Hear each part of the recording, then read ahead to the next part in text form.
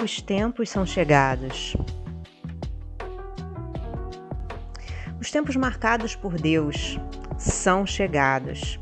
Dizem-nos de todos os lados, nos quais grandes acontecimentos vão realizar-se para a regeneração da humanidade. Em que sentido devem ser entendidas essas palavras proféticas? Para os incrédulos não tem a menor importância. Aos seus olhos não passam da expressão de uma crença pueril sem fundamento. Para a maioria dos crentes, elas têm algo de místico e de sobrenatural, que lhes parece ser o precursor da perturbação das leis da natureza. Estas duas interpretações são igualmente errôneas. A primeira, por implicar na negação da providência e porque os fatos realizados provam a veracidade dessas palavras.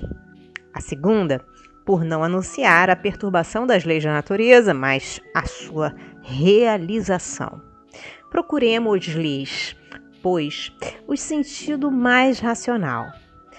Tudo é harmonia na obra da criação. Tudo revela uma previdência que não se desmente nem nas menores nem nas maiores coisas. Em primeiro lugar, devemos afastar toda ideia de capricho inconciliável com a sabedoria divina.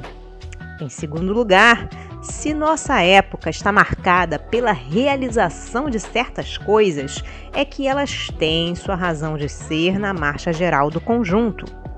Isto posto, diremos que o nosso globo, como tudo o que existe, está submetido à lei do progresso. Progride fisicamente pela transformação dos elementos que o compõem e moralmente pela depuração dos espíritos encarnados e desencarnados que o povoam. Esses dois progressos se seguem e marcham paralelamente, porque a perfeição da habitação está em relação com o habitante. Fisicamente, o globo sofreu transformações constatadas pela ciência e que sucessivamente o tornaram habitável por seres cada vez mais aperfeiçoados. Moralmente, a humanidade progride pelo desenvolvimento da inteligência, do senso moral e do abrandamento dos costumes. Ao mesmo tempo que se opera a melhoria do globo sob o império das forças materiais, os homens a isso concorrem pelos esforços de sua inteligência, saneiam regiões insalubres, tornam mais fáceis as comunicações e a terra mais produtiva. Esse duplo progresso se realiza de duas maneiras, uma lenta, gradual e insensível, outra por mudanças mais bruscas, em cada uma das quais se opera um movimento ascensional mais rápido, que marca, por caracteres distintos, os períodos progressivos da humanidade.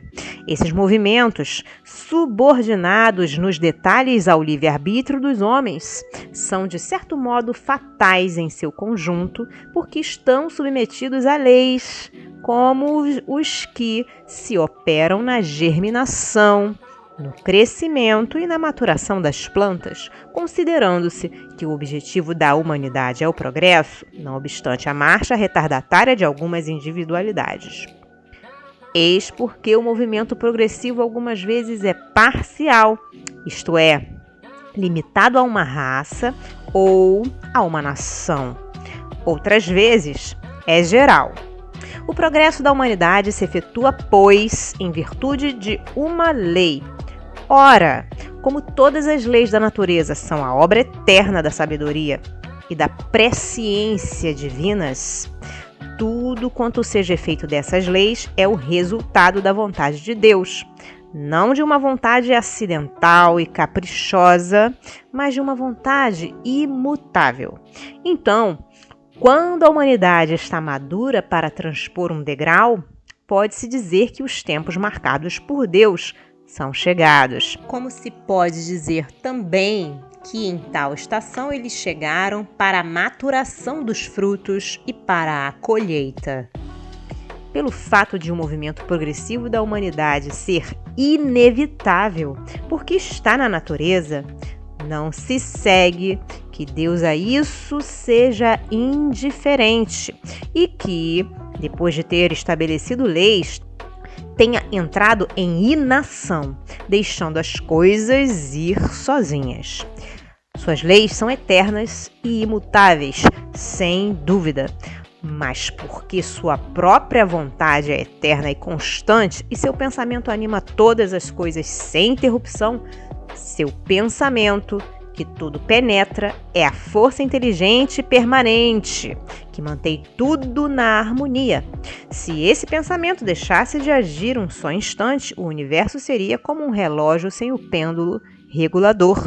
Deus vela incessantemente pela execução de suas leis, e os espíritos que povoam o espaço são seus ministros encarregados dos detalhes, conforme as atribuições relativas ao seu grau de adiantamento.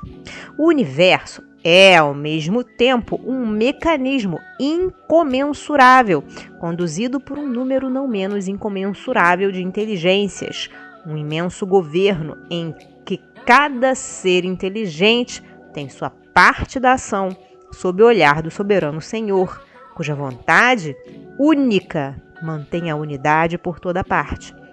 Sob o império deste vasto poder regulador, tudo se move, tudo funciona numa ordem perfeita. O que nos parece perturbações são movimentos parciais e isolados, que só nos parecem irregulares porque nossa visão é circunscrita.